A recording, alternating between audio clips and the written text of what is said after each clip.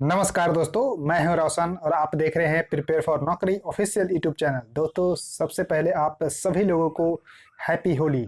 आपको देखिए, ये हिंदी कैलेंडर के अनुसार ये नया साल जो है शुरू हुआ है होली के रूप में। तो आप लोग इसमें भी रेजोल्यूशन ले सकते हैं और आप अपने गोल को इस साल अचीव करने की हरदम जो है कोशिश करेंगे और बहुत ही अच्छी मेहनत से लगन के साथ इस नए साल में आप लोग गोल को अचीव करने की जरूर कोशिश करेंगे। और मैं प्रार्थना करता हूँ भगवान से कि आप लोग इस साल में अपना जो भी मुकाम हासिल करना चाहते हैं, जो भी गोल सेट किए हैं, उसको हासिल करें। तो एक बार फिर से हैप्पी होली आप सभी लोगों को। तो दोस्तों, ये कुल मिलाकर 14वां लेक्चर है जो कि HAL में तैयारी कर रहे हैं। तो जनरल अवेयरनेस के 1000 टॉप क्वेश्चन के माध्यम से इस सीरीज को कंप्लीट किया जाएगा। तो आप लोग अच्छे से देखिए और अपना नोट्स भी साथ में बनाते चलिए, क्योंकि आप तभी रिवीजन कर सकते हैं जब आप अपना खुद का नोट्स बनाएंगे। PDF के से आप जो है रिवीजन नहीं कर सकते, क्योंकि इसमें आपको शॉर्ट में जो है नोट्स बनाना होता है, क्योंकि आप अंत समय में इतना रिवीजन जो है नहीं कर सकते हैं। ये फैक्ट सत्य है। तो PDF वैसे प्रोवाइड करवा दूंगा मैं टेलीग्राम चैनल पे। 5 लेक्चर तक के PDF मिल गई है, तो उसको आप डाउनलोड कर सकते हैं। एग्जाम डेट 24-25 अप्रैल है, तो इसी के मद्देनजर रख के आप तैयारी करते रहिए। तो देखिए, 149 नंबर क्वेश्चन है कि which of the following statement is not correct about the goods and service tax. तो सबसे पहले आपको पता होना चाहिए कि goods and service tax GST ये आपको 122वां बिल संविधान में प्रस्तुत किया गया था। लेकिन जब ये एक्ट बना तो 101वां एक्ट था कॉन्स्टिट्यूशनल अमेंडमेंट का, और इसको लागू कर दिया गया 1 जुलाई 2017 से। इसलिए 1 जुलाई को हर साल गुड्स एंड सर्विस डे के रूप में, GST डे के रूप में मनाते हैं। तो देखिए, इसमें सभी तरह के इनडायरेक्ट टैक्स को कंज्यूम करके एक सिंगल टैक्स बनाया गया, ताकि लोगों को इसमें जो चीपर सामान मिले और पूरे इंडिया में सेम टैक्स होना चाहिए। ऐसा जो वन नेशन वन टैक्स के आधार पे इसको इम्प्लीमेंट करने की कोशिश की गई। लेकिन फिर भी इसमें अभी 5 स्लैब हैं: 0%, 5%, 12%, 18% और 28% के 5 स्लैब रखे गए हैं। तो इसमें आप लोगों को पता होना चाहिए। तो देखिए, इसमें बताया जा रहा है कि कौन सा करेक्ट नहीं है।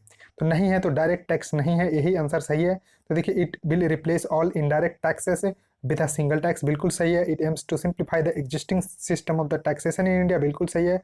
The GST system is expected to make goods cheaper for the end consumer. तो यही मेन मकसद इसका था। ध्यान रखिएगा, option A is correct for this question. देखिए, who built Jantar Mantar the famous observatory in Delhi.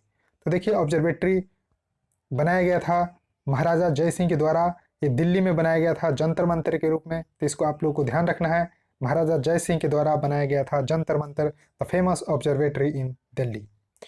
Question है कि which of the following statement is not correct. देखिए, यहाँ पर फिर नॉट करेक्ट के रूप में पूछा गया है कि द प्रेसिडेंट है the power to declare war and conclude peace, बिल्कुल सही है। तो प्रेसिडेंट के हाथ में पावर है। Once appointed nobody can remove the president from his office. तो यही स्टेटमेंट जो है गलत है। ऐसा नहीं है कि प्रेसिडेंट को एक बार अपॉइंट कर दिया गया तो वो उनको हटाया नहीं जा सकता है। हटाया जा सकता है इम्पीचमेंट के रूप में। तो ध्यान रखिएगा, 14 दिन पहले नोटिस देना होता है।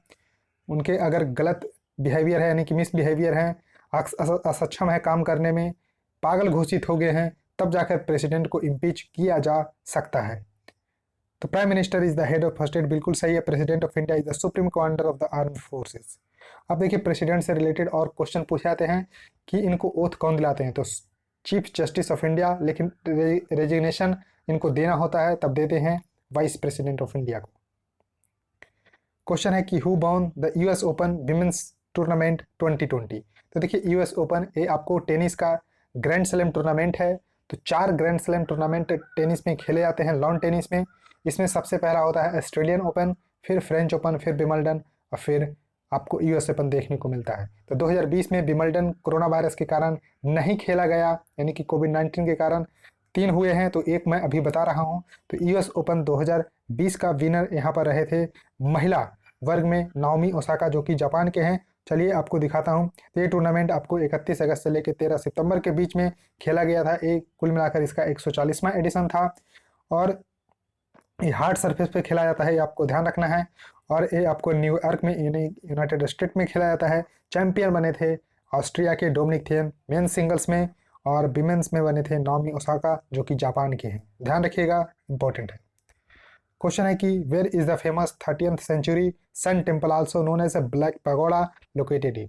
देखिए ब्लैक पैगोडा पूछा जाएगा कि ब्लैक पैगोडा किस टेम्पल को बोला जाता है, तो कोणार्क का जो सन टेम्पल है उसको ब्लैक पैगोडा के नाम से भी जाना जाता है। तो आंसर है डी, कोणार्क।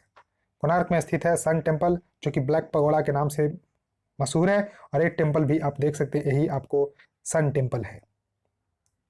नेक्स्ट क्वेश्चन आपके सामने है कि which pair of the cities does the Yamuna express way connect. तो देखिए जो ट्रैफिक समस्या को समाधान करने के लिए बहुत सारे एक्सप्रेस वे बनाया गया है, खास करके दिल्ली के आसपास में, क्योंकि दिल्ली में ट्रैफिक की समस्या बहुत ज़्यादा होती है। तो यमुना एक्सप्रेस वे उन्हीं में से एक है। उसी तरह से पूर्वांचल एक्सप्रेस वे और तरह के एक्सप्रेस वे है। तो यमुना एक्सप्रेस वे किसको कनेक्ट करती है, तो ये ग्रेटर नोएडा को आगरा से कनेक्ट करती है। ध्यान रखिएगा, ग्रेटर नोएडा को आगरा से कनेक्ट करती है यमुना एक्सप्रेस वे। क्वेश्चन है कि which countries is also known as a Nippon. तो इसको बेसिकली कर सकते हैं land of the rising sun, यानी कि उगते हुए सूर्य का देश। किस देश को बोला जाता है, तो जापान को बोला जाता है। यानी कि Japan is called the land of the rising sun, या निपुण के नाम से भी जाना जाता है। कभी कभी सिर्फ निपुण दे दिया जाता है। ध्यान रखिएगा, जापान को बोला जाता है। अब देखिए जापान को मैप में यहाँ पर देख सकते हैं, ये आपको जापान देखने को मिल रहा है। ये आपको जापान सी है, ये आपको देखिए रसिया है, और यहाँ आपको ये नॉर्थ कोरिया है, साउथ कोरिया है, और यहाँ पर आपको देखिए इसका कैपिटल है टोक्यो। ये पैसिफिक ओशियन है, ये आपको चाइना देखने को मिल रहा है। तो इस तरह से आपको ये ताइवान है, ये देखिए सेंकाकू आइलैंड है। तो इस तरह से आपको मैप थोड़ा सा देखते रहना होगा। उसका देखिए क्वेश्चन है कि who won the Nobel peace prize for the 2020। तो देखिए नोबेल प्राइज इस तरह से मैं करवा रहा हूँ, एक तो मैं करवा चुका हूँ। तो 2020 का नोबेल शांति पुरस्कार किसको प्रदान किया गया है, तो इसको ध्यान रखना है, वर्ल्ड फूड प्रोग्राम को प्रोवाइड करवाया गया है। यहाँ पर आपको नोबेल पीस प्राइज 2020 का वर्ल्ड फूड प्रोग्राम को दिया गया है।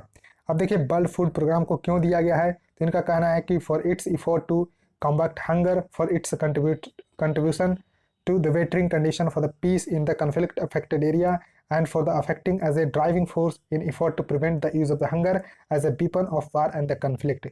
यानी कि हंगर को मिटाने में इनका महत्वपूर्ण भूमिका रहा है, खास करके वहाँ पर जहाँ वार एंड कन्फ्लिक्ट है। तो इसके लिए वर्ल्ड फूड प्रोग्राम को 2020 का नोबेल का शांति पुरस्कार दिया गया है, शांति का नोबेल पुरस्कार दिया गया है। ध्यान रखिएगा, तो वर्ल्ड फूड प्रोग्राम इसको इस्टेब्लिश किया गया था 19 दिसंबर 1961, यानी कि 1961 को, 19 दिसंबर 1961 को। और इसका देखिए हेड क्वार्टर इंपॉर्टेंट है, हेड क्वार्टर रोम इटली में है। हेड क्वार्टर कहाँ पर है, तो रोम इटली में है। हेड इसके हैं डेविड बिजली, और ये यूनाइटेड नेशन जनरल असेंबली के अंतर्गत ही आता है, यानी कि इसके पेरेंट ऑर्गेनाइजेशन यूनाइटेड नेशन है। तो ध्यान रखिएगा।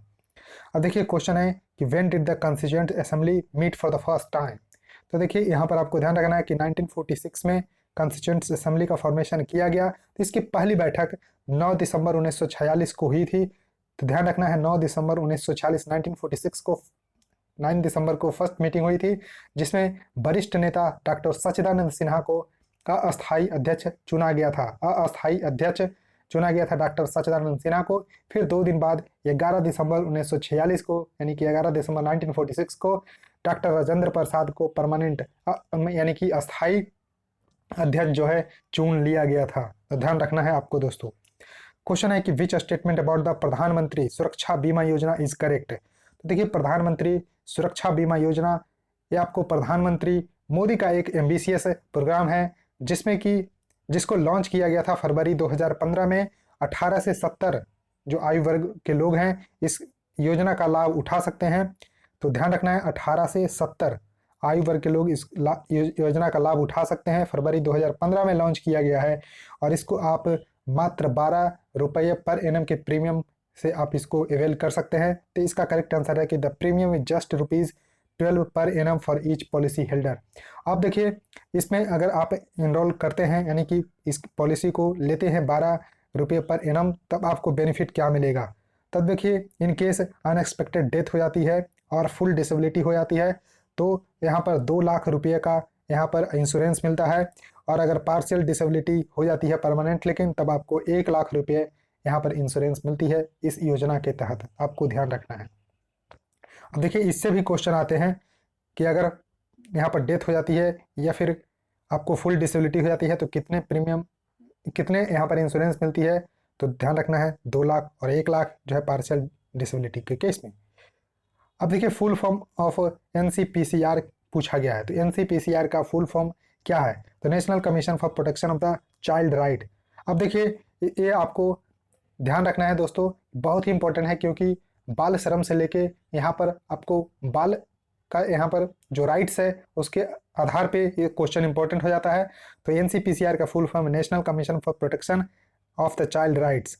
अब देखिए national commission for protection of the child right एक स्टेटरी बॉडी है, इसको इस्टेब्लिश किया गया था एक एक्ट के द्वारा, जो कि एक्ट है commission for the protection of the child right act 2005 का एक्ट है। ध्यान रखना है 2005 का एक्ट है commission for protection of the child rights, और ये आपको ministry of women and the child development के अंतर्गत है, और ये अपना जो ऑपरेशनल यानी कि काम करना शुरू कर दिया है 5 मार्च 2007 से। ध्यान रखना इंपॉर्टेंट है।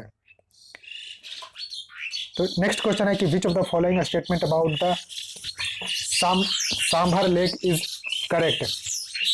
तो सांभर लेक के बारे में कौन सा स्टेटमेंट यहाँ पर सही है। तो देखिए सांभर लेक के बारे में यहाँ पर आपको स्टेटमेंट थोड़ा सा डिस्टरबेंस है, चिड़िया आ गई है। तो देखिए सांभर लेक के बारे में आप लोगों को स्टेटमेंट बताना है कि कौन सा सही है। तो ये आपको दोस्तों इम्पोर्टेंट है कि सांभर लेक जो है लार्जेस्ट इनलैंड साल्ट लेक है इंडिया में। तो लार्जेस्ट इनलैंड साल्ट लेक है इंडिया में, करेक्ट आंसर यहाँ पर बी होगा सही। और ये आपको सांभर लेक कहाँ पर देखने को मिलता है, तो राजस्थान में है, राजस्थान में है। तो खारे पानी का सबसे बड़ा झील है इनलैंड आपको सांभर लेक, जो कि राजस्थान में है। इंपॉर्टेंट है, याद रखिएगा। तो दोस्तों इस तरह से आपको 160 क्वेश्चन देखिए हो चुका है। तो आप लोग इसी तरह से सपोर्ट करते रहिए, यानी कि देखिए वीडियो को आप लोग ज़्यादा से ज़्यादा लाइक करिए, चैनल को सब्सक्राइब करके बेल आइकन को प्रेस रखिए, और दोस्तों के साथ ही इस वीडियो को ज़रूर शेयर करिए, क्योंकि शेयर करेंगे, share is caring. So thank you दोस्तों, इस वीडियो में इतना है।